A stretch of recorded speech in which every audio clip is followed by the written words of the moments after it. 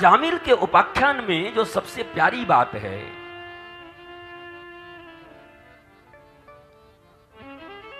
अगर अपने बच्चों को ये बताओ कि कोई बात नहीं, जीवन में तेरे से भूल हो गई, भूल करता रहे, लेकिन अंतिम में तेरे से भगवान का नाम निकल जाएगा तो तेरा काम बन जाएगा।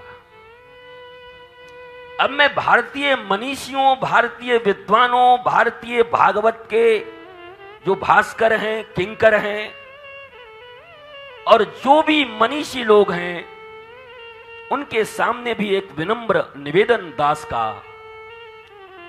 वर्तमान युग में इस मैकोले की शिक्षा पढ़ने के बाद बच्चों की जो मेंटालिटी है, अगर ये बात बच्चों के हृदय में बैठ जाए कि जीवन भर जितनी गड़बड़ी करनी है करो, परंतु अंतिम में एक नाम अगर निकल गया तो मामला बन जाएगा।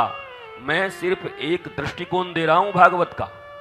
विचार करना जरूरी है, सोचना जरूरी है, क्योंकि पांडाल में सुन तो रहे हैं कि बेटे के ब्याज में नारायण का नाम लिया तो वो तर गया, तो फिर इस दुनिया में अपने ही बाल बच्चों को ये कैसे सिखाओगे कि बेटा नहीं, 24 घंटे धर्म करना उचित है, बिल्कुल गलत मत कर।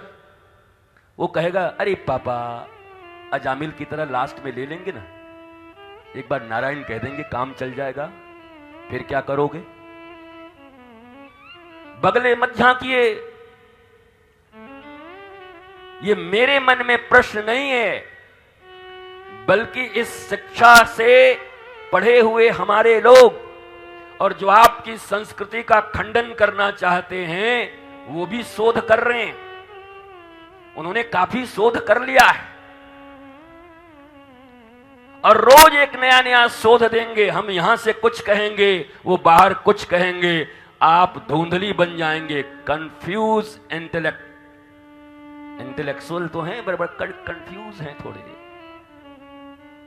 अगर अंतिम समय में नाम ले लेंगे काम बन जाएगा, और केवल यही बात उनके मन में चली गई अजामिल उपाख्यान से, तो मंगल होने की बजाय राष्ट्र का अमंगल हो जाएगा,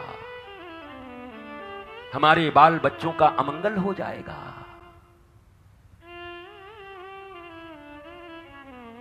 क्योंकि बच्चे बड़े लॉजिकल बात करते आजकल।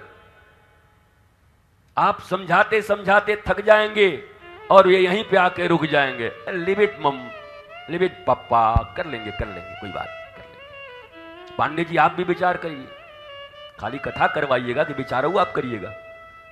रिसीवर आपका, रिसीवर का मतलब है हर चीज रिसीव करना। महाराज रिसीवर माने तो फिर पहले जो वो लगता था हमारा एंटीना, तो उसको रिसीवर बोलते थे। झल झल झल झल, झुल झुल झुल झुल, घल घल घल घल। थोड़ा रिसीवर ठीक होता तो चकाचक दिखाई पड़ता था। तो दाऊ जी की कृपा जब तक हमारे पांडे जी पर बनी है, और दाऊ जी के प्रति और दाऊ जी के सेवा करने वाले कल्याण देवाचार्य महापुरुष के उन वंशजों के साथ और सौभरी ऋषि का जो एक अद्भुत रिश्ता है, ये सारी पर अभी व्याख्या होगी। उस व्याख्या के ऊपर हमारे पांडे जी महाराज जो यहाँ बैठे हुए हैं, इन पर तो दाऊ जी की कृपा है ही। और ये ऐसे रिसीवर हैं कि जब तक हैं तब तक दाऊ दयाल के शरण में दुनिया भर से लोग आएंगे महाराज, दाऊ दयाल की कृपा से। पर रिसीवर भी जरूरत है। रिसीवर ऐसा लगा दो दाऊ दयाल के जो आवे उसी को गाली देवे, तो कैसे काम चलेगा? घर बहुत अच्छा है, आप बहुत अच्छे हैं, पर दरवाजे पर कौन खड़ा है? बोलो जय विजय। तो रामावतार लेना पड़ जाएगा, फिर कृष्णावतार लेना पड़ जाएगा। जय विजय जय विजय। हालांकि ये भगवत इच्छा है, मैंने पहले बता दिया है। भगवान के कथाओं में तात्विक रूप से और लीला के रूप से विभेद है। लीला दर्शन करते हैं और तत्व से मजबूत हो जाते हैं। पहले तत्व से मजबूत हुए बिना जो लोग लीला का दर्शन करते हैं वही धोखा खाते हैं और वही क्रिटिक्स बनते हैं। नहीं तो तात्विक रूप से तो पहले ही दिन बना दिया। भगवान सबसे बड़े प्रोड्यूसर, भगवान सबसे बड़े डायरेक्टर, भगवान ही क्रिएटर, सब कुछ हैं, सबको रोल दे दिया है। हाँ जय विजय।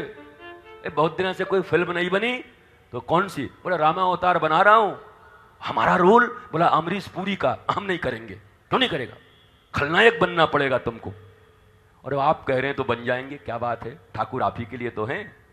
तो जय विजय को वो रोल दे देते, किसी को कोई रोल दे देते, किसी को कोई रोल दे देते, ऐसे ही दे देते। भाई गर्ग संहिता पढ़ोगे, आप तो पढ़े ही हुए हो, गर्ग संहिता में प्रांग विपाक नामक ऋषि और दुर्योधन की जो चर्चा चल रही है, उसमें भी बड़ा रस है महाराज।